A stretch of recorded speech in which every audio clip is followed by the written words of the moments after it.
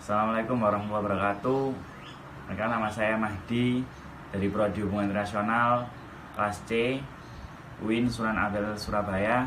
Di sini dengan NIM I921978. Di sini saya akan menjelaskan teori realisme. Mengapa saya mengambil teori realisme? Alasannya karena saya menyukai power, konflik, dan yang kedua mungkin karena realisme ini masih sangat relevan pada kondisi saat ini. Mari kita kupas teori realisme. Teori realisme adalah spektrum ide yang berfokus kepada 4 ide dasar.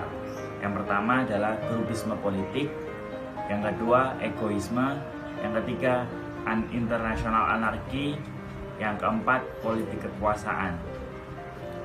Teori realisme ini muncul sebagai teori berbasis hubungan rasional pada sekitar antara Perang Dunia Pertama dan Perang Dunia Kedua, sebagai kritik atas gagalnya idealisme liberalisme dalam menciptakan perdamaian. Ada 6 asumsi dasar teori realisme menurut Hans J. Morgenthau. Yang pertama ialah politik diatur oleh hukum alam yang berakar dalam kodrat manusia, yaitu selalu haus akan kekuasaan. Yang kedua, politik global pada dasarnya adalah tentang kekuatan dan kepentingan. Yang ketiga ialah kepentingan dari tiap-tiap negara itu selalu berbeda dan pasti akan selalu ada kepentingan itu. Yang keempat, negara tidak berdasarkan pada etika atau moral. Jadi negara bertindak tidak berdasarkan moral ataupun etika. Yang kelima, nilai moral tidak berlaku secara universal.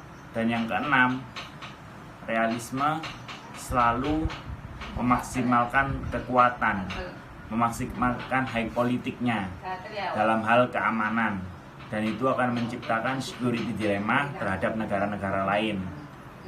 Ada 3 asumsi dasar dalam buku Jackson and Sorensen yang biasa disebut dengan 3S. Yang pertama ialah statism. Statism berarti negara sebagai aktor utama dalam internasional yang bersifat anarki. Yang kedua adalah self-help. Negara dituntut untuk mandiri dalam internasional anarki karena tidak ada yang bisa membantu negara tersebut.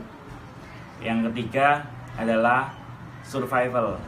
Negara dituntut untuk selalu berjuang karena dia tidak ada yang membantu, self-help, membantu dirinya sendiri. Makanya dituntut untuk selalu bersurvival, berjuang.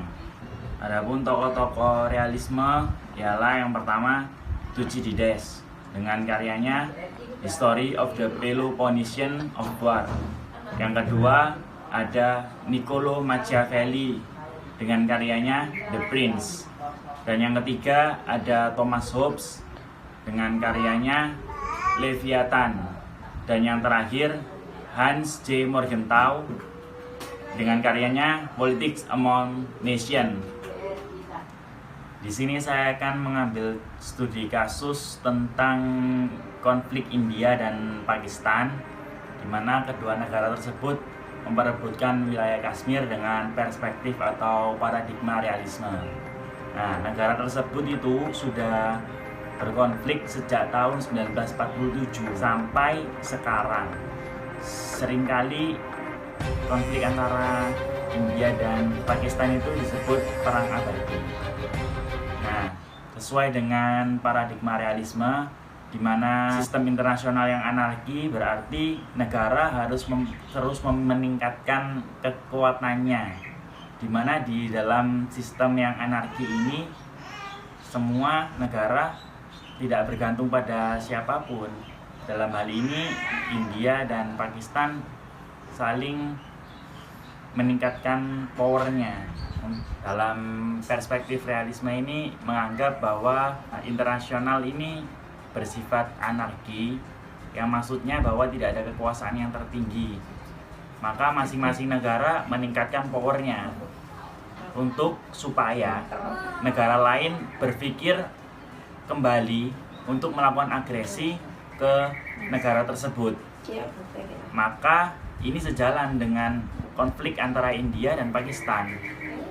India dan Pakistan pada saat ini saling meningkatkan kekuatannya, saling meningkatkan powernya, di mana peningkatan power ini menyebabkan security dilemma.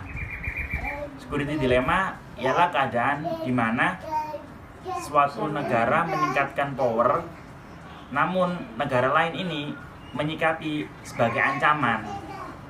Maka negara lain ini meningkatkan power juga, dengan harapan bisa mengimbangi atau melebihi kekuatan dari negara tersebut.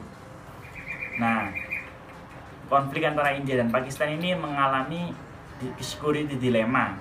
Dua negara ini saling meningkatkan sektor militer, sektor alutsista, persenjataan, yang menyebabkan arms race atau perlombaan senjata. Perlombaan senjata sudah terjadi sejak zaman dulu, di mana kedua negara ini saling menguatkan, saling memperbarui senjata.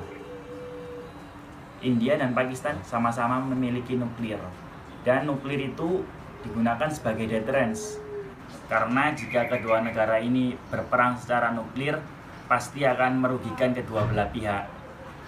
Jadi sebagai kesimpulan, konflik antara India dan Pakistan ini yang memperebutkan wilayah Kashmir yang kaya dengan sumber daya alam ini sangat relevan jika menggunakan perspektif realisme. Sekian, kurang lebihnya saya mohon maaf. Wassalamualaikum warahmatullahi wabarakatuh.